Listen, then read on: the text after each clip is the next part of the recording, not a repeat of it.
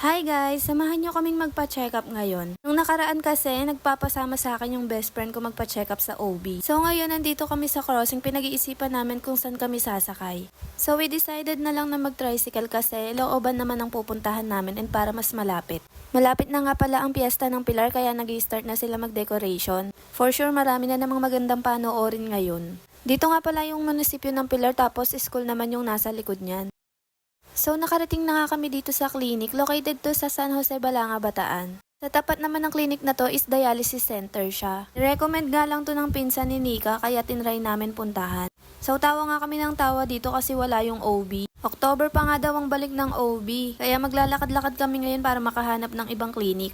Buwang kasi ito, hindi nagpa-schedule. Namili nga lang muna kami ng buko kasi sobrang init. Nakahanap na nga kami ng clinic kaso patient lang daw ang pwedeng pumasok. So nandito ako ngayon, naghihintay sa labas. Hindi pa ako pinagbigyan, wala namang ibang tao sa clinic.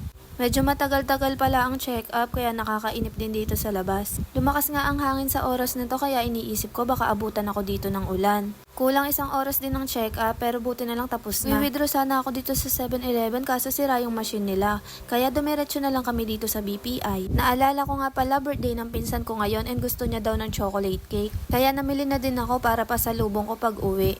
Nagbayad na nga rin ako dito and pinasulat na sa akin yung dedication letter. Happy birthday Kelsey from Kuya Sean nga lang yung sinulat ko kasi kinuha ko naman yung pambayad sa sahod ng asawa ko. Inabot ko na nga pala yung dedication letter, ihintayin ko na lang yung cake.